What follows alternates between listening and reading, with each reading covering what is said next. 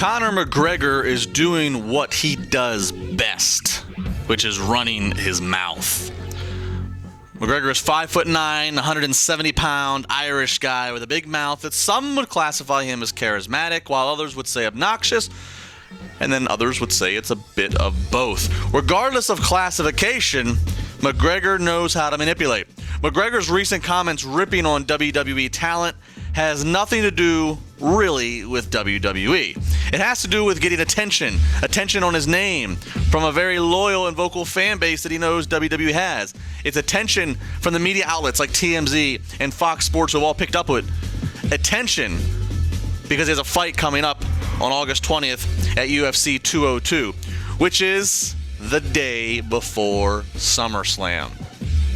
McGregor, despite what he might say, is actually a fan of pro wrestling. I mean, come on. How can he be that obnoxious and or charismatic and not be? He's admitted so, though, in the past. He's a fan of pro wrestling. And, of course, it would not be within his character and style to do any actual praising of WWE performers and their athletic ability. No.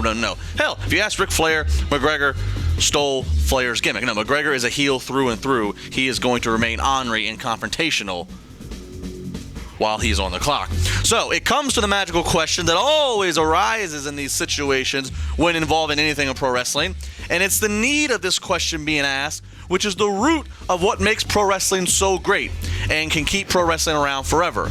That question is, let's all say it together, folks, is this a work? Is it all part of a grand plan for a WrestleMania showdown or a UFC and WWE co-promoted show? If it is a work, very few people know, and they might not even know what the end result is. It's a talk loud, let's just see where we end up.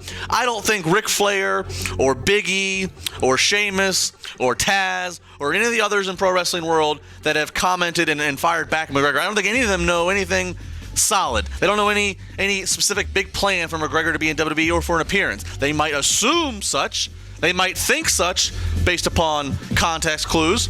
They may have heard rumblings or ideas in the past, but it's definitely a need-to-know basis. If WWE sat everyone in a room and said, hey guys, here's the big grand plan, here's what you need to tweet in response to McGregor, that's a big disaster, big risk.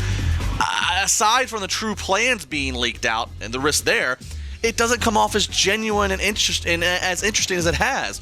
Right now, with so many people being left in the dark, the reason is because these people that are defending WWE, because they know nothing other than they see this loud character with 2 million followers ripping them. So they're fighting back.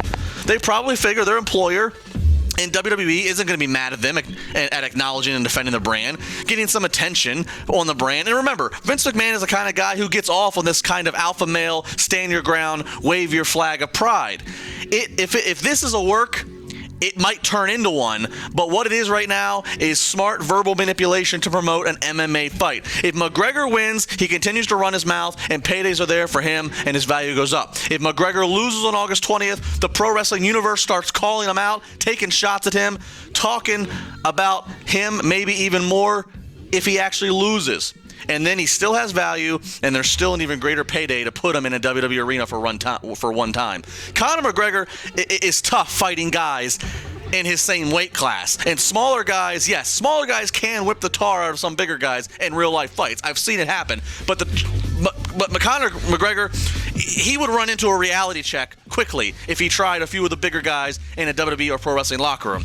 Conor, just because they fight in a predetermined match doesn't negate them, my friend. In fact, you can make the case it makes them smarter because they're earning more money in the long term with less potential damage, which leaves them more rested to whip your lily red hair Irish ass. If this doesn't happen, maybe WrestleMania doesn't get this match. Hell, let's book Michael Phelps versus that South African guy. If WWE's buried a guy alive, certainly we can drown somebody alive. $9.99 is all I'm saying. Trib Live Radio.